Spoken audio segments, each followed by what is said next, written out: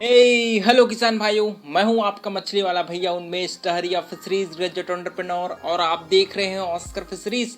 किसान भाइयों, आज हम बात करने वाले हैं कि अगर आप आईएमसी मछली का पालन करते हैं तो उसमें अगर आप नॉर्मल जो अपना देसी रोहू की जगह अगर आप जयंती रोहू मछली का पालन करेंगे तो आपको बहुत ही अच्छा प्रॉफिट मिल सकता है।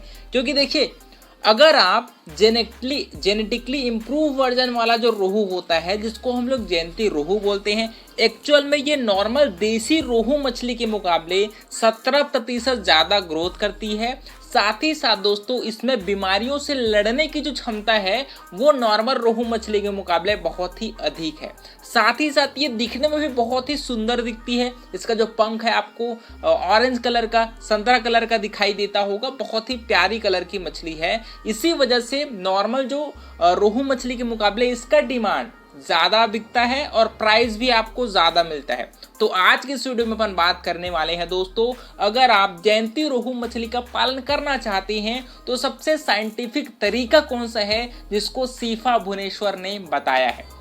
सबसे पहले, जब भी आप अपने जयंती रोहू का पालन करने के बारे में सोचते हैं तो तालाब का जो आपके साइज है वो आइडियली कम से कम 1 एकड़ का होना ही चाहिए। साथ ही साथ आपके तालाब की गहराई है दोस्तों वो 5 से 6 फीट, ठीक है, ये आपके तालाब की गहराई होना चाहिए। और ओवरऑल कम से कम 8 फीट तक आपका पूरा जो डेप्थ है वो होना चाहिए, ताकि 2 फीट है वो आपके जो स्पेस है वो बचना चाहिए, ठीक है। ये तो हुई। और दूसरी बात, जब भी हम लोग तालाब की तैयारी करें तो उसके लिए आपको प्रॉपर साइंटिफिक स्टेप को फॉलो करना है। सबसे पहले, अगर आप नया तालाब बनाए हो या फिर पुराना तालाब बनाए हो तो आपको तालाब में चूने का प्रयोग बिल्कुल करना है। चूना आपके तालाब में कैल्शियम और मैग्नीशियम आयन को अपने तालाब में बढ़ाता है। साथ ही साथ तालाब में ऑक्सीजन लेवल को बनाए रखने में भी मदद करता है। तो इसका बहुत ज़्यादा बेनिफिट है। चूना डालना कम से कम पर एकड़ आपको स्टार्टिंग में 100 किलो चूना है वो अपने तालाब में डालना है। चूना डालने के कम से कम 3 दिनों के बाद अब आप तालाब में प्राकृतिक भोजन मतलब फाइटो और जू प्लैंकटन बनाने के लिए फर्मेंटेशन जरूर करिए। पानी कम से कम तालाब में 4 से 5 फीट भर दीजिए। उसके बाद फर्मेंटेशन की जो प्रक्रिया है उसको आपको स्टार्ट करना है। फर्मेंटेशन में आप चाहेंगे तो सरसों खली राइस ब्रांड को भी एज अ फर्मेंटेशन के रूप में तालाब में डाल सकते हो। लेकिन आपको प्राकृतिक भोजन जल्दी बनाने के लिए तालाब में जो रॉ मटेरियल है उसमें काऊ डंग को आवश्यक रूप से शामिल करना है। काऊ डंग या फिर पोल्ट्री का वेस्टेज। तो पर एकड़ लगभग 850 किलो गोबर, अगर आप पोल्ट्री का प्योर जो लेयर मुर्गी का जो खाद है उसका यूज़ करते हैं तो आपको 600 किलो जो लेयर मुर्गी का जो पोटी होता है उसका आप प्रयोग कर सकते हैं। इसके साथ लगभग आप 10 किलो यूरिया, 10 किलो डीएपी, 250 ग्राम ईस्ट का जो पाउडर होता है वो डालिए। 5 किलो गुड़ का या फिर मोलासेस का प्रयोग करिए बहुत ही सफिशिएंट मात्रा में। इस घोल को आपको 2 दिनों तक सड़ाने के बाद अपने तालाब में इसको अप्लाई कर देना है। दोस्तों, इससे आपकी मछलियां हैं बहुत ही अच्छी तरीके से ग्रोथ करेंगी और तालाब में प्राकृतिक भोजन भी बन जाएगा।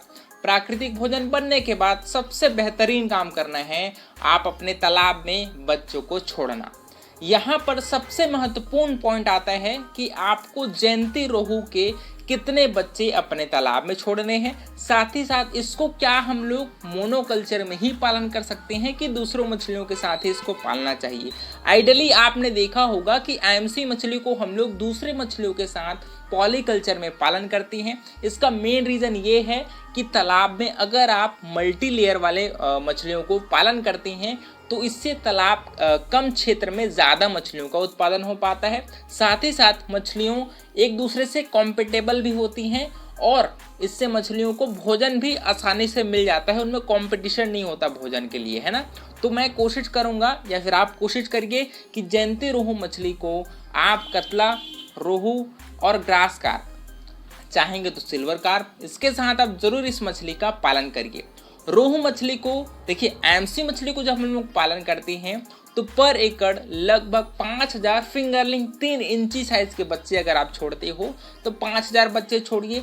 अगर आप एडवांस फिंगरलिंग बच्चे छोड़ते हो 50 ग्राम के 60 ग्राम के, तो आप उसका लगभग आधा मतलब 3500 से 4000 के बीच में आप बच्चे छोड़िए। जिसमें अगर आप रोहू मछली की बात करें, अगर 5000 बच्चे डाल रहे हो तो उसका 30% आपको जयंती रोहू मछली के रखने हैं। मतलब लगभग आप 1500 बच्चे जयंती रोहू का जरूर डालिए। ये तो हुई स्टॉकिंग डेंसिटी की। वहीं अगर बात करें इस मछली को खाना क्या खिलाएं, अगर आप मछली को जल्दी तैयार करना चाहती हैं तो आपको कंपनी वाला जो भोजन आता है उसको आपको पहले प्रेफरेंस देना है। अच्छी कंपनी की स्टार्टिंग में 32% वाला भोजन कराइए, फिर 30% में ले आइए, फिर 28% वाला जो फीड आता है 4 mm का, उसको आप कंटिन्यू मछली को खिलाते जा सकते हैं। जयंती रोहू मछली दोस्तों आपके मिडिल लेयर में रहती है, इस वजह से ये मछली फ्लोटिंग फीड भी कंज्यूम करेगी और सिंकिंग फीड भी कंज्यूम कर सकती है। बाकी आपको आपके बजट के अनुसार जो फीड आप खिलाना चाहेंगे, अच्छी कंपनी के फीड इसको ज़रूर खिलाइए। ये कंपनी वाले खाने में बहुत ही अच्छी ग्रोथ करती है। अगर आप इसके लिए फार्म पर ही खाना तैयार करना चाहती हैं तो सबसे बेहतरीन जो आसानी से उपलब्ध होता है वो सरसों खली है। सरसों खली और राइस ब्रांड को आपको 50-50 की मात्रा में दोनों को मिलाना है और स्टार्टिंग में इसको 7% बॉडी वेट से फीडिंग कराना शुरू करिए, फिर 6%, 5%, इसके हिसाब से आप अपने फीड जो चार्ट होता है उसको फॉलो करते हुए आप इस मछली को फीडिंग कराइए। इसका फीड चार्ट के बारे में भी मैंने वीडियो बना कर रखी है, उसको ज़रूर देखिए, क्योंकि जितना अच्छा आप अपने फीडिंग का मैनेजमेंट करेंगे उतना कम आप अपने फीड के वेस्टेज में जाएगी आपके जो पैसे हैं। साथ ही साथ आप फीड के वेस्टेज को अगर बचाएंगे तो ओवरऑल आपका जो प्रॉफिट मार्जिन है दोस्तों वो आपको ज़्यादा मिलेगा। तो इस वजह से आपको जयंती रोहू मछली के पालन में अपने फीडिंग मैनेजमेंट को फीड चार्ट के अकॉर्डिंग ही फॉलो करना है। ये तो हुई उसके बारे में कि क्या आपको खिलाना चाहिए। और बात करिए ये मछली कितने दिनों में तैयार हो जाती है, तो नॉर्मल मछली आपको पता होगा जो रोहू मछली होती है वो साल में मैक्सिमम 700 से 800 ग्राम ही ग्रोथ करती है। लेकिन जयंती रोहू मछली दोस्तों आपकी साल में मिनिमम 1 किलो और मैक्सिमम 1.5 किलो साइज तक भी पहुंच सकती है, अगर आप उसको कंपनी वाले फीड या फिर अच्छी हाई क्वालिटी वाली प्रोटीन वाली फीड खिलाएंगे तब। तो आप कोशिश करिए कि आप स्टार्टिंग में अगर आप अभी फार्मिंग शुरू कर रहे हैं तो मछली का साइज थोड़ा सा बड़ा रखिए, ताकि उसको फीडिंग कराने में और पानी के मैनेजमेंट में, वाटर मैनेजमेंट पे आपको ज़्यादा दिक्कतें ना आए, क्योंकि बड़ी मछली को संभालना, केयर करना आसान होता है अगर छोटे मछली के कंपैरिजन में, है ना। तो इस चीज़ को आप ज़रूर ध्यान रखिए। अगर जयंती रोहू मछली के पालन में नॉर्मल जो एमसी मछली का पालन करते हैं सेम उसी प्रकार से हम लोग इसका पालन करते हैं, लेकिन इसका ग्रोथ परफॉर्मेंस नॉर्मल रोहू मछली के मुकाबले बहुत ही अच्छा होता है। तो किसान भाइयों इस प्रकार से मैंने सभी इंपॉर्टेंट पॉइंट को आपको समझाने की कोशिश करी है। आशा करता हूँ वीडियो आपको ज़रूर इन्फॉर्मेटिव लगा होगा।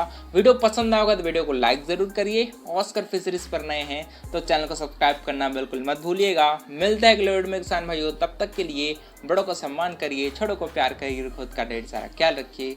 Thank you, thanks for watching.